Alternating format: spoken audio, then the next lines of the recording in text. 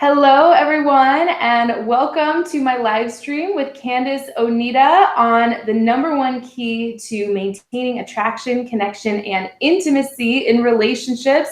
Whether you're single or in a relationship, or even if you've been with a man for years, this is really going to help you reconnect your relationship or attract that right man to you and maintain that passion and intimacy and connection throughout the course of your whole relationship. Candice is so amazing. For those of you who aren't familiar with her, she is Australia's #1 feminine success mentor who helps women feel empowered and successful in all areas of their life, their love life, and in their career and business, coming from your feminine energy, which is a whole new way to go about it for so many of us women who've been taught to kind of, go about things the masculine energy way. So this is going to be a super powerful conversation. I'm so excited to jump in. Candice, welcome, and thank you so much for being here today. Oh, my pleasure, my pleasure. So very grateful to be here, Helena, and I'm very, very grateful to be on your channel and to be collaborating with you on this important topic today. So it's very excited to be here. Yes, absolutely. So for everybody watching, if you can let us know that you can hear us and see us okay. I see some people typing in the chat. That would be amazing. Sometimes I'm a little nervous at the start of these because it seems to be different every time. But if you guys can hear us, let us know. That would be fantastic. So in the meantime, we're just going to jump right in. Candice, let's start with like the struggles or some, common mistakes or maybe misconceptions you hear from women about this key that we're going to be talking about to maintaining attraction, connection, and intimacy. Yeah, great. It's a really good start. My whole work, just to back up just a tiny bit with women, is about showing them how to basically feel powerfully feminine from the inside out.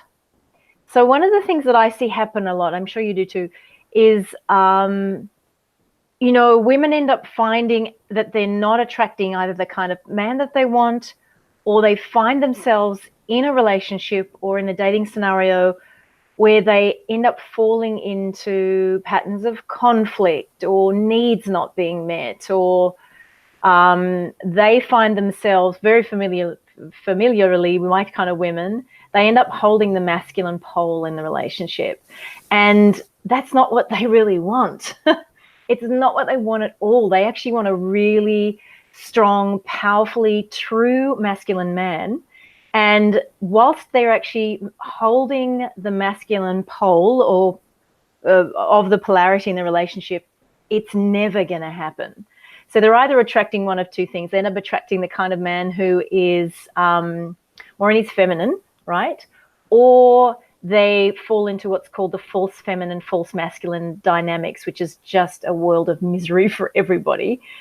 And so that's the main struggle I find that women come across. And I know this for myself because it's totally my story, that I was basically in what I call in my work man mode, okay?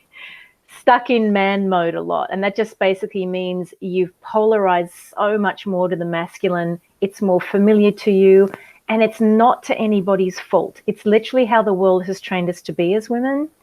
And to conflate concepts like success and power and all those things with the masculine, and it's really just not true.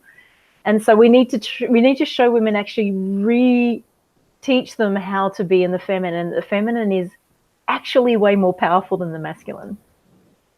I could not agree with you more. I have so much to say on this topic, as most of my audience knows, and I know you are a total expert on this. Tiffany just said, "Oh my God, Candice is so good." And hello to everybody who's joining. Just so you know, every time I'm looking at my phone, of course I get it. Yeah. Comments. Yeah. So Margaret, Fatima, Lauren, Britt, Sylvie, Amy, hello. Thank you guys so much for commenting, and any questions you have for Candice and myself around this topic. So we're just gonna, jump right in and say that polarity is the #1 key to maintaining attraction, connection, and intimacy and passion in your relationship. And, what does that mean and how do you do it? So Candice, let's just start at the foundation here. Tell me a little bit about how you like to talk about some of these concepts. I know you mentioned the false masculine and the false feminine. I haven't heard it explained that way before, so I'd love to hear just everything you have to say on that. Well, let's just speak more about just from the feminine, because I think we're mainly talking to women here today. One of the huge epiphanies I had, Helena, in my thing. So firstly, I ended up really burnt out in my early 40s. I was burnt out. I was exhausted. I was totally depleted. And of course, one of the ramifications of that was that I wasn't attracting the right kind of man ever at all, right? And so I was burned out, exhausted, overwhelmed because I had literally tortured my energy by being so masculine. And all it ended up doing was creating the wrong kind of dynamics in relationships, attracting the wrong kind of man, ending up in an emasculation dynamic with men. And I think a lot of the women who watch you too, you know, the women who work with me are super smart, they're savvy, they're successful women, right? They've achieved everything the world said should make you happy, should make you feel good about yourself, etc., etc. So one of the huge epiphanies I had, so I went to burnout and then I went into a long-term meditation. And the huge epiphany I had, one was, oh, wow, you know, all of that success I'd achieved had come from the masculine. And, you know, really, like, was this supposed to be the epiphany of my life, you know, the sort of the pinnacle, sorry, of my life? And I realized that I just couldn't do even the work, the success side of things from my masculine anymore. So I basically started this whole research on feminine power, and then also the application of a 20-year very serious spiritual practice that I hadn't really applied somehow into my life. Like I'd kept my spiritual practice somehow separate from other things. And I started to go, hang on, why? Why am I separating all of this feminine know-how from my massive spiritual training from my life, my work and my relationships? And then I don't know, you probably don't know this about me, Helena, but I've been a trained astrologer for over 20 years. And in my style of astrology, which is fairly unique, we have this concept with regard to what are called the planetary forces.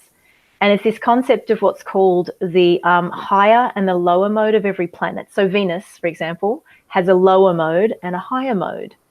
And so in my meditation retreat, I had this huge realization, like, okay, there's so much confusion out there about what the heck masculine and feminine even means, right? And I realized, oh, it's of course there's a lower and a higher mode that people get caught into. Men get caught in the lower mode, women get caught in the lower mode. And so what I named it in my work is the false feminine and the true feminine, or the lower mode of the feminine and the higher mode of the feminine. And so I've created a whole model around the feminine archetypes, they're called. And there's two feminine archetypes in the lower mode, which is called the maid and the princess. They're fairly evocative terms, right?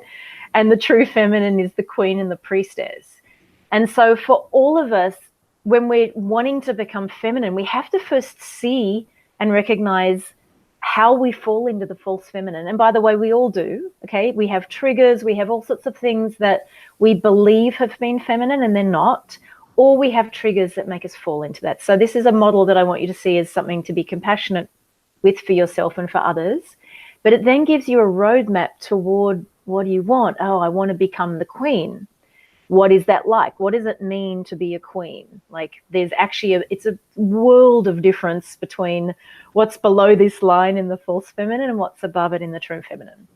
Amazing. I am so excited to dive into this. I talk about very similar concepts in a different terminology. I talk about the wounded masculine and feminine and the empowered masculine and feminine. Sounds very similar. I love the archetypes that you're talking about too. It sounds like everyone already knows about you and loves you. By the way, Moonlit says, I love watching Candice's videos.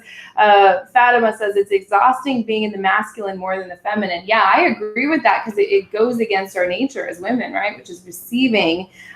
Lauren says, oh my God, I just started watching Candice's videos recently. Anya's watching. Oh my gosh, so excited. Anya's the one that connected to us. So she's the reason why we're here. So thank you, Anya. She has some amazing archetypes as well. So I would love Anya and everyone to, I'd love to hear your input on all of these. This is phenomenal. Now, how does this relate to maintaining attraction and connection? Of course, I have my own ideas about this, but I'd love to hear from you, Candice. How does this relate to either attracting the right man or maintaining that connection and intimacy in a relationship?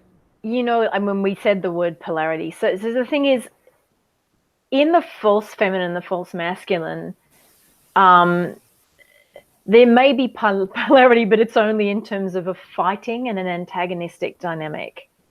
So whenever I speak about polarity, I make very clear I'm not saying polarized, that we seek polarity in the masculine and the feminine because it creates a certain distinction. And I mean, people have heard of this concept of sexual tension, but it's actually really important. You see, there's attraction can only happen through polarity, right? So whether you're gay or straight, whatever, I'm totally, it's nothing about that. It's actually about a polarity being held. I remember when I was in high school, and I actually really loved biology. And I remember when the teacher showed me cell division. Do you remember? I don't know if you've been shown that in high school. And it was under the microscope live, and you'd watch cell division, right? So you'd have a sperm and an egg come together, and they do their thing, right? Their juju dance thing, and then they'd pull apart and they divide it into two cells. And so there's this thing where they get pulled apart, and then they come in reluctantly back together again. And then there's all this creative force. Like I could literally see life force being created in polarity, right? And then they'd pull away again. And so, look, there's a whole training, as you know, Helena, about we can't just constantly be in each other's face. We need to pull apart. We need to create space. We need to create polarity. But what's happened in our world, as you know so well, is there's been this denuding of the masculine and this denuding of the feminine.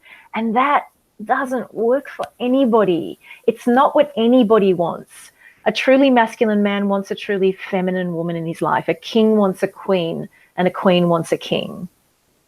It's so true. I love that example you gave too. I could just feel it in my body, even the polarity of the cells pulling apart then coming together. Yeah, that is the key to sexual attraction and intimacy, right? And I'm so glad we're talking about this too, by the way, because unfortunately there's a lot of misconceptions out there that being feminine means just being a doormat and letting a guy just come and go as he pleases and walk all over you. And that really couldn't be further from the truth. So when you hear some of these things, is that false feminine that you're talking about, that kind of doormat, damsel in distress kind of energy?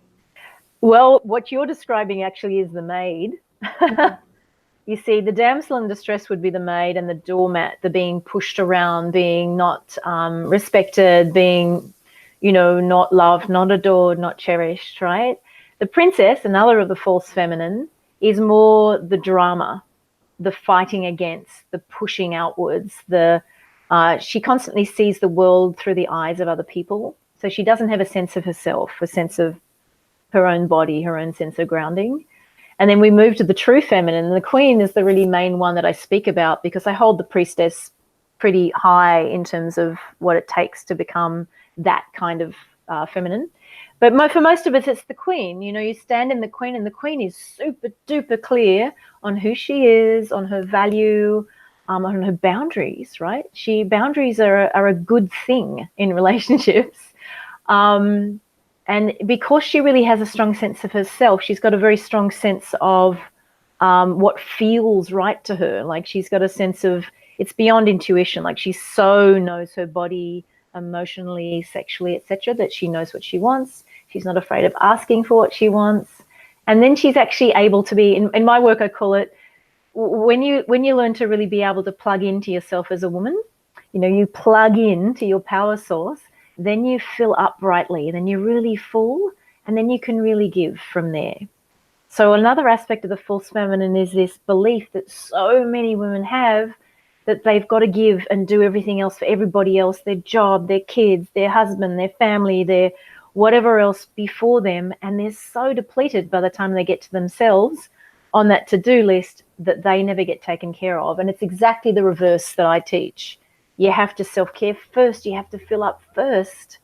And literally I show women how to get plugged into an unlimited font of power from which you can then give, like really give and serve, which actually is what women really want to be able to do. Absolutely. Yeah. I mean, another common misconception I hear is that, women think that what men want is someone who's super giving and nurturing and takes care of his every need, and kind of this busybody, right? Like running around taking care of everything. And that couldn't be further from the truth. A true man in his masculine power wants a woman who can receive what he has to give. I mean, from my perspective, right? Would you agree with that? Absolutely. And even that concept of service gets misconstrued, right? So one of the things we give most of all to the masculine is the ability to receive his masculine force, the receptive ability to receive the masculine. And yes, we can talk about it in practical dynamics, but it's an energetic dynamic at the end of the day, like the cell division image, right? So yes, we're not sitting on the couch eating bonbons, watching Netflix all day.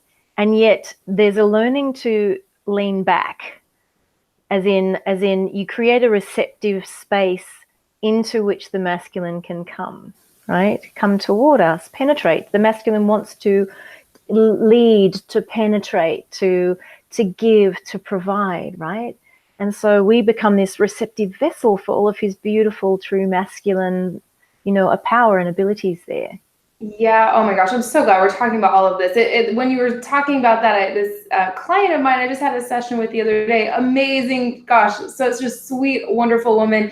First time I worked with her was maybe a year or two ago. I can't remember exactly. She actually met her now husband right after our session. It was so amazing. She went Christmas shopping. It was right around this time of year. Went Christmas shopping after our session, met a super successful, high-powered, very masculine man, and they just got married in October, I believe it was. So she was feeling a little kind of insecure and not good enough because he was such a wealthy, high-powered CEO type of man, and she felt that that's what he wanted in a woman, right? Is that same kind of CEO-driven, ambitious energy.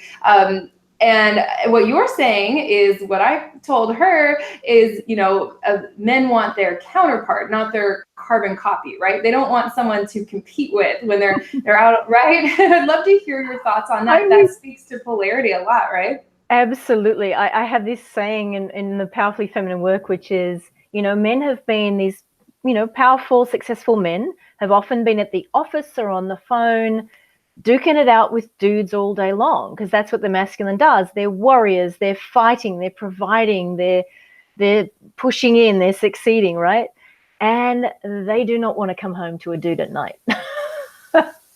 Absolutely. That's not what they seek. But they also don't want to come home to a mother. So, this mothering, smothering, it doesn't work either. So it's really a standing in the power of the feminine. Like, the reason why that woman and that man had that dynamic is she could stand in her queen. And a man like that wants to provide. He wants that polarity with a woman. And by the way, there's one thing I just want to make sure doesn't get past. Like, men love smart women. Oh yeah, they love capable women. They love independent women. Mm-hmm. Ask any man; they'll say, "I love an independent woman." So it's about being successful, independent. Those are all fantastic things. I'm so glad you brought that up, by the way, because we don't want to say that, but within the relationship, it's the polarity that creates that connection and intimacy, right? Yeah, and there's a transition. So, for example, if a woman were a CEO, for example, there'd be a learning to transition, you see? Because otherwise it ends up being two sort of masculine energies just duking it out. And it's just not going to be satisfying to most people. And I'm just saying, generally, men are going to want to be in the masculine polarity, women are going to want to be in the feminine polarity. Huge generalization, but the women that I work with are those that want to be more feminine. So I'm talking to them, really, and so are you. Yeah. So I'm not saying this is everybody, or this is a didactic statement that this is what all people have to be. But when you do want to be able to be feminine, you want to start to get this sort of, I call it soul flexibility, right? You want to have enough flexibility where you can go into the masculine at times and then be able to fluidly move back into the feminine, okay? So I talk about it as a spectrum. We want to be able to move along the spectrum at will, and that what's usually happening is women are stuck in the masculine part of the spectrum, right? Yeah. Oh yeah. I see that all the time. Yeah. And of course, we're not saying that you should never be in your masculine energy. I mean, your masculine energy is fantastic and very useful, and right. Do you have any tips for women? I love the way you talked about this fluid thing. It almost feels like a dance, but going back and forth. Do you have tips for women who seem to be stuck in that masculine? So I saw a comment in the chat about someone says they're stuck in their masculine a lot of times. How would you have a woman transition into her feminine? Well, look, I think the main thing that I would pass there is you've got to watch for when we're in our masculine, we end up a lot more sort of the directional. Even our body becomes a bit more straight and directional, and we're all going to be straight on things, and we're going to move around like this in the world, and we're going to be more strategic. Our words, our voice stream, which I call our voice flow, can become a bit more clipped. And so to transition into the feminine is all about the curves. Okay, the feminine body is something that the masculine just can't get enough of. Right? There's curves in our body that they just love. And that is evocative of the feminine, you see. And so to get into the feminine, we need to start to go into this more curvy relationship to the way we move our body and even the way we sort of fluidify the voice stream, right? So if you become conscious about how you use your voice, and I deliberately just changed my voice there, right? And there's a learning there where you can go from being a ball buster in the masculine, and then you can totally soften and fluidify your energy. Yeah. Beautiful. I've actually never heard anyone give that explanation that way before. So that was fantastic. I did hear you mention maybe a few minutes ago that you help clients kind of plug into their feminine power so they can really activate this part of themselves. And that just kind of like piqued my interest. I'd love to hear any tips you have for women wanting to do that. Well, I don't know if I can give tips because you see, that's a whole, you know this yourself, Helena. There's a certain amount of tips we can give here on YouTube. And then there's this needing to have a training, right? There's sometimes where if you've spent 20, 30, 40 years in the masculine, you're going to need a little bit of mentorship or coaching potentially to actually get back into this, right? And it's not going to be one little tip that's going to tip the balance. I often talk about the tipping point between masculine and feminine, okay? And you need to learn these things. So one of the things I teach, for example, are the 5 core feminine arts, yeah? And so in answer to your question, the art of power, which is the second art, okay, the first is the art of polarity, which we've been speaking about. The art of power has to do with our body and our energy. And I am remiss if I do not speak about this in terms of our sexuality, our sexual energy. The reason is people often don't realize that energy and life force and sexual energy are the same thing. And so if we're going to tap dance around and not talk about sex and sexuality, then you're totally missing the point about the feminine. It's something fairly, it's something that I make a stand for in my work with the feminine. So we have to get plugged in. We have to talk about our sexuality, our genitals. We have to be able to understand that there's a lot of power there and that's how we really plug into our energy source. And when you're actually feeling very comfortable in your body and comfortable in your sexuality, meaning not having sex, but just that you're a very sexual being. Women are very sexual.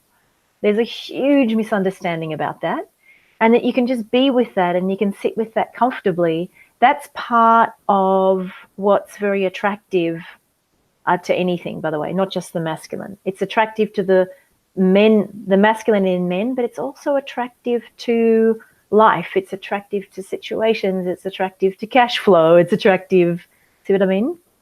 So attractive, magnetic. So our sexual energy is an important part of it. So when I'm talking about plugging in, I mean plugging into our sexual energy.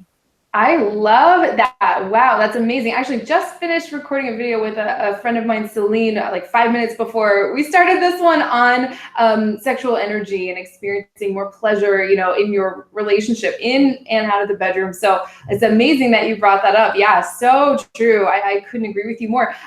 We have a couple good questions coming in. Ivy says she's a mom of 5 with a wonderful man. I'm very grateful for him as he takes care of all of us and always has everything under control. How do I set boundaries without hurting his feelings? And she said, it's hard to make time for myself. For peace of mind, I don't want to be completely apart. I just want freedom to be alone and do my own thing, even when we're at home together. I love boundaries are so important, obviously, right? When we're talking about some of these things. Do you have anything you'd like to share? I had exactly the same question come from a client of mine recently. So she's a mother of 3. She's a pretty high-end coach. And she goes, sometimes I just really need my alone time, my meditation time. How do I ask him without hurting his feelings, right? And, I think what happened with her was I said, look, and she was starting to get him involved in this concept of the masculine and feminine piece. And she'd say to him, honey, I just need to go and plug into my feminine a little bit more. I need my feminine time. And so it might take a bit of education with your partner to say, look, what that means is I need to meditate. I need to be alone a little bit. I might want to go and have a long bath. Would you be willing? And remember, with the masculine, if you ask him to provide for you, he's going to love that. Would you be willing to keep an eye on the kids for the next hour? Or, you know, can I just have my feminine time for the next hour? I'm going to come back way more engaged and way more available to all of you. I love how you said that. The way you put that, I think a man would love that, right? Like I was feeling into it as like the partner here to be like, oh my gosh, yes, of course, because men like to have their alone time and their space as well. So right. Yeah, that was the perfect thing. I would have told her exactly the same thing. So that's fantastic. Let's talk a little more about this polarity and how it maintains attraction, connection, and intimacy. One question I get all the time from women is that, you know, a man came on strong at the beginning, or the relationship started off really hot and heavy, and then things start to get a little distant, or it becomes kind of stagnant or boring or routine. What would you have a woman do who's in that situation? Well, essentially the question is, how do you bring polarity back into the relationship? Because some of the things you described sound to me, it's even theoretically, like polarity's been lost. Yes. Mm-hmm. For example, if a woman has like an anxious attachment style, and that's not the conversation we're having today, but if she does, and a man withdraws a little bit or he needs his own time, if she starts to lead, she's going into the masculine. And it's just going to denude the polarity in the relationship and have the opposite effect of what she thinks, right? This is not about games. This is about understanding dynamics in relationships. So that doesn't work, right? So especially if a person has an anxious type of attachment style, if they start to lead, if they start to, and I'm not talking about not asking for your needs. Your needs is a different conversation, but if you lead or push or prod or demand, and demands are very, very different than requests, by the way, and demands are very, very different than needs, but that's not going to work. Okay, you see, there's a whole learning of a language around talking to the masculine. So we end up talking, you know, we're talking to the hero in a man, you know. So the men really want to provide. They want to be the hero for us, but we have to learn to find a way to ask for our needs through the language of propping him up as a hero, right? The other thing that wouldn't be working is if the nagging energy starts to come in, where again it's really demanding. Nagging is another type of demand. None of these things are going to work. Nobody's needs are getting met. Everybody's falling into the false feminine and the false masculine. Okay, so in short, in recognizing this difference between, as you call it, the wounded feminine and the empowered feminine, or the false feminine and the true feminine, there has to be some sort of internal trigger, like, okay, I'm behaving, I'm in the princess right now, and this isn't going to work for him. And so sometimes creating some space. I think I'm going to need some space to try to find myself again, try to, you know, bring myself into my own pleasure, understand my own desires, so that I can speak my needs clearly and cleanly, right? So there's a way to ask for your needs that empowers the masculine. Like, totally, this is one thing that you probably know this, women just don't get at first. Men love us asking for our needs to be met. My partner constantly says he's never met a woman who knows what she wants so much and constantly asks for it, right? And he loves it. You got to understand, they love it.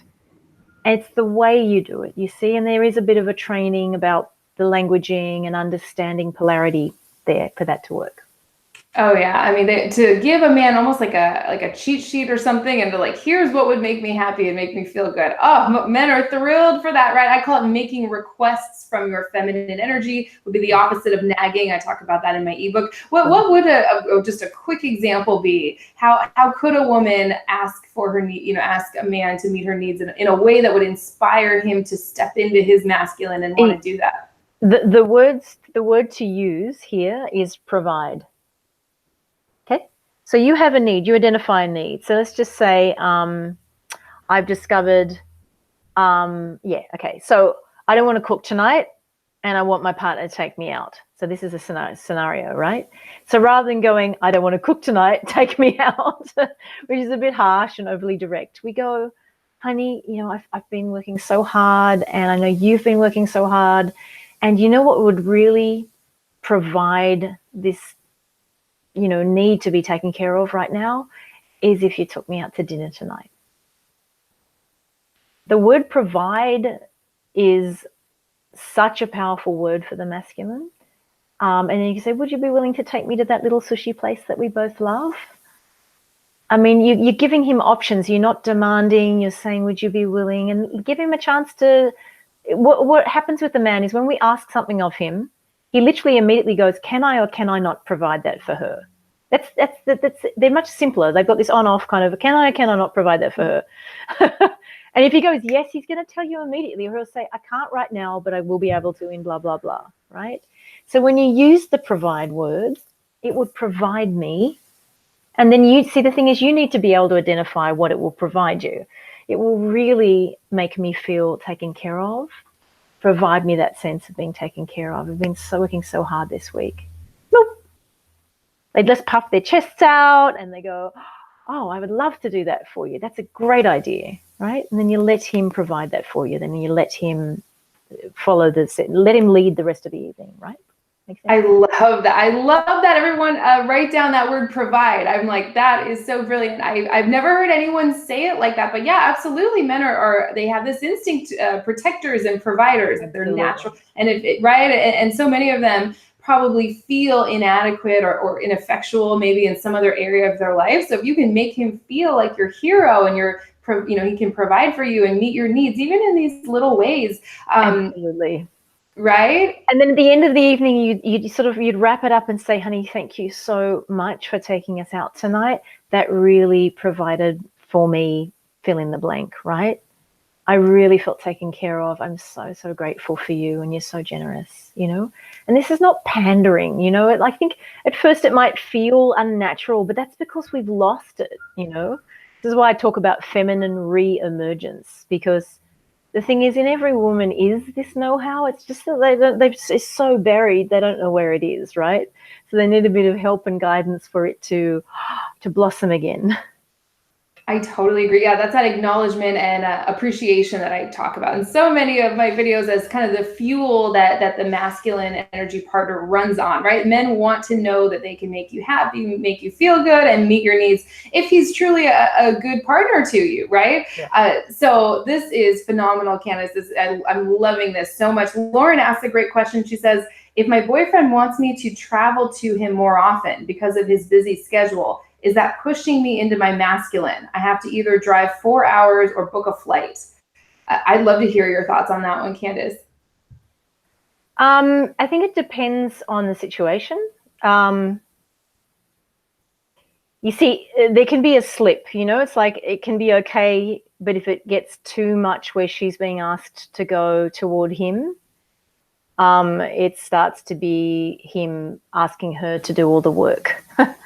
You need to let the masculine do the work. And it might be, great, honey, just let me know when you purchase the ticket, and let me know, when I'll be arriving and when we're staying. That sounds fun. Oh, beautiful. I love it. So let him provide for you. Let him buy the ticket and go, great. Let me know when you've got the ticket. Just email it to me. Amazing. Yeah. I was going to say, you'll feel it. You'll start to feel it. Like, if I always say that anger and resentment build in direct proportion to the amount of effort and energy you're putting out as the feminine energy partner, right? So if you start to feel resentful, you can always take a look. Where am I putting in too much effort and not getting it back in return? That's a clue that you're kind of stepping into that masculine energy territory. Especially if you're not, if you're hoping something will happen and it doesn't happen, you don't want as dangerous territory, right? You don't want to slide into that place. So use your feelings as your guide, right? If it starts to feel like I'm the one putting in all the effort here, we all know what that feels like, right? It doesn't feel good to us. It doesn't feel right. And then polarity is going off. It's going out, and it needs to be re-established. Yeah. Great. Oh my gosh, I'm like loving this so much, Candice. Thank you guys for all your questions. I saw one other one from Britt. She says, how do you combat limiting beliefs about worthiness for marriage or for a loyal man? Do you have anything on worthiness and limiting beliefs, Candice? I'm not sure. Again, I'm not. The question's fairly narrow there. Sorry, the question's quite broad there, and I'm not entirely sure what she's referring to. But you know, if you have wounded beliefs around yourself as a person, this is even beyond masculine, feminine, then you might need some therapeutic help to reestablish a sense of groundedness and self-worth and that kind of thing. And then there's also, for so many of us, we have wounds to both the masculine and the feminine that create beliefs around what we expect. And so some wound work on those pieces, either your own sort of personal relationship to yourself, or it may be the wound to the masculine or the feminine, which often happens through family dynamics or past relationship situations. So those things probably need to be addressed first. Like you need to do a bit of a wound cleansing before you're going to be able to really stand up in your true feminine. Beautiful. I just wanted to hear your perspective on that, if that's something you talk about. I really like that. I just posted a video, I believe like a day or two ago, on how to change your beliefs to attract the love and man and relationship you want. If you want to like hear my perspective, I go kind of in depth on that one. I see one last question here, and that's from Maria. She says, I'm feeling heartache because the man I'm involved with has a tendency to shut down and pull away when he's having an issue, be it with me or someone else, instead of talking to me about it. I'm not sure what to do. Yeah, I mean, I hear that all the time. You know, men get flooded with strong emotions, or they're stressed out, and their tendency is to withdraw and pull away. Candice, I would love to hear your expertise on this topic. And it does relate to polarity a little bit too, right? Well, it does, of course, because, you know, sometimes, you know, depending on the man, of course, that he's withdrawing because he doesn't want to go into the feminine and fight you and get all histrionic, right? So if a man starts to fight and get dramatic, he's gone into the feminine, frankly. And so if he's actually a truly masculine man, sometimes they want to withdraw to collect themselves, to get back into their masculine. They'll often go to the gym, or they do their own version of their testosterone activities to get their sense of themselves back, their own self-worth. So sometimes we need to give them the space in which to do that. If you've been in a longer term relationship, you start to know someone's patterns, and then you can just ask them, honey, do you need some space and time right now? Or he should be able to say, I need some time and space just to digest this at the moment. Okay. And sometimes they'll want to do that before something ends up in a fight, because they want to be able to actually not fight you. They want to be level, and they want to be respectful, etc., etc. What was the other part of the question? See, she just said he has a tendency to shut down and pull away. She's just like would like to know what to do. Well, he might be an avoidant attachment style too. Okay, so if he has an avoidant attachment style, that's going to keep happening, and it sounds like this woman has an anxious attachment style. And so the anxious avoidant attachment styles are constantly doing this thing, and it's very, very painful to both of them. It can change, but both of the partners need to do transformation work before, and so I should say, learn really good communication skills so that they can respect each other's needs in that dynamic. I love that. Yeah. So it's hard to give advice without knowing like the specifics of the situation. Need a few more details. Especially for like, you know, the thousands of people that are going to end up watching this. But yeah, I love everything you said. That was great. Okay, one more question, then we'll talk about your free gift that you have for everyone and any of the kind of last words of wisdom you'd like to share. Someone asks, let's see, expectations are the worst if they don't get fulfilled. I find I have to express needs in a positive way with options. Options are the key. I think she's asked. What would you have someone give options to a man when they're expressing their needs? Doesn't sound like it. Two things on what that woman asked. One, I do a whole lot of work. The third art of feminine power is actually the art of desire. Okay, so understanding desire as a woman is so fundamental to us.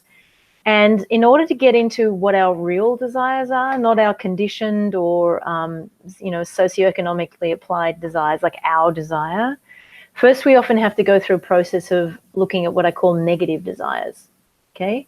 So she referred to something around the things that she doesn't want. Like you actually have to go through a process of deconditioning what you don't want before you're ever going to find what you do want. Men actually like things to be very simple and direct. They don't want you to give them 50 options. That is just like, they're just going to go numb. They're not going to know what to do. The reason why I hear you saying that you want options is you're not clear on what you want. Okay, so if you are clear on what you want, you see, I always say there's so much you can say with a smile on your face. You see, and when you're okay with your desire and you don't feel anxious about asking for it, you say, honey, would you be willing to do X? It would really make me feel da-da, or it would provide me a sense of safety or feeling taken care of, or whatever it is that you're saying to them. One thing, keep it simple, stupid, KISS principle. And it's not that men are stupid. It's not that at all. They love clarity. They just want to know what the heck you want, right? So tell them what you want. And that's one thing, not 5. Make sense? Amazing. Yeah, I love that. Yeah, they really appreciate very direct, straightforward communication, right? Okay, one last question, amazing one that came through. I'm attracted to a high-powered masculine energy man. He, however, doesn't pursue me effectively. I'm in my feminine energy and not pursuing him. Is that what you'd recommend? Perfect for this topic of polarity, right? So what would you say to a woman where the man she wants is not pursuing her effectively? What would you have her do? Well, I mean, there's a lot of difference between just sitting on the couch like a piece of salami waiting for someone to text you or call you, right? And you being the kind of vibrant, vivacious woman he wants to be with. Go and live your life. You don't wait for this person. If he's not leaning in, there's a couple of things going on. Okay, I can only posit this with a tiny question like that. He's got something else that's happening that he needs to sort out before he can focus on you, either punctually or more broadly. Or, I'm sorry, he's just not into you. Men will let you know if they're into you. And that's something we just have to get and just move on. Like, trust me, if you're turning up as a queen, kings will notice that. They will notice you and they will want you and they will make damn sure nobody else is going to get you. It's so true. It's so, I mean, this is the kind of stuff I talk about all the time, right? So yeah, it can be really difficult though when you're in the situation. It's really anxiety provoking. I know. Absolutely. Absolutely. So this has been phenomenal. Candice, let's talk about your free gift. Candice has an amazing free feminine archetype quiz. I so wanted to take this quiz, but I was before, so I could tell you what kind of archetype I was so we could talk about it. But I can already tell you. You don't need to. You don't need to take it. I can tell as soon as a woman walks in the room what archetype she's wearing most of the time. Oh, amazing! Oh, which one would you say I am? Well, Helena, my dear, of course you're in the true feminine. Oh, thank you so much. Yeah, seat in the queen, and you've got a lot of the priestess too. So. Oh, okay. Well, I still want to take it because I'm very interested in how this all works. Thank you for that. Thank you so much. Yeah, I'm literally back to back today, so I really wanted to take it, but I'll take it and we can talk about that next time. I'd love to have you on again. Tell everyone about this quiz, and also Candice has an amazing YouTube channel. All these links are right in the descriptions, everyone, so you can go check that out right now, and your Facebook group as well. So tell everyone about some of those things. Well, the main thing is just I want to offer you the feminine desire archetypes quiz, because it basically gives you a snapshot just in 12 really simple questions of what your dominant archetype is right now. So I often get women to take it over time, especially after they've trained with me, and it changes, right? So, and then there's a whole bunch of information I give you about the 4 archetypes. So it's an opportunity to take the quiz. It will show you your dominant archetype, and then I'll send you some emails so that you can actually study and learn about the other 4 too, or the other 3 too. Yeah. Amazing. Everyone, please go check that out. I'm totally going to do it because I'm very interested in this archetype thing. Ever since I started spending time with Anya and working with her, she has this whole archetype, and it's so powerful. And it really, like, just that the images that it evokes, it just kind of really gets into your subconscious, and you can feel where you might want to make some shifts. So that is amazing. Definitely. Right? Yeah. Please go check out Candice's YouTube channel too. And I hear so many amazing things about all your videos. It sounds like most people here have seen some of them too, and your Facebook group as well. Any last words of wisdom or anything you'd like to leave everyone with when it comes to this key to maintaining attraction, connection, and intimacy in relationships? Well, I think the last words of wisdom I would have is one of the biggest lessons I had with regard to understanding true feminine power is, I think, because if we've come from this background of being in man mode or being a lone wolf, or which often kind of go hand in hand over here, is that we're not supposed to work it out on our own, you know, like whether it's through sisterhood or coaching or mentorship. These are the things that became the bar raisers for me. Like, women actually in their true feminine love being together. They support each other. There's no conflict. There's no competition. There's only collaboration and support. And so Helena offers that in her work. I offer that in my work, communities in which you can discover yourself, share with other women. That's there for you. So you're not supposed to do it on your own, is my last words of wisdom. So let yourself be supported and helped in your own feminine reemergence. Oh, I love that. It's so in line with everything that we just talked about. So that is amazing. And it sounds like everything you said resonated so much. I don't know if you were able to see the live chat, but I can't wait for you. My phone's on the other side of the house. It's better that way sometimes because it can get distracting. But yeah, I can't wait for you to read all these amazing comments. This was phenomenal, Candice. Thank you so much. Everyone, please go check out her free gift and her channel and everything. It's just in the description right below this video. Thank you so much again. And I really hope we can do this soon. My pleasure. Thank you so much, Helena. Beautiful.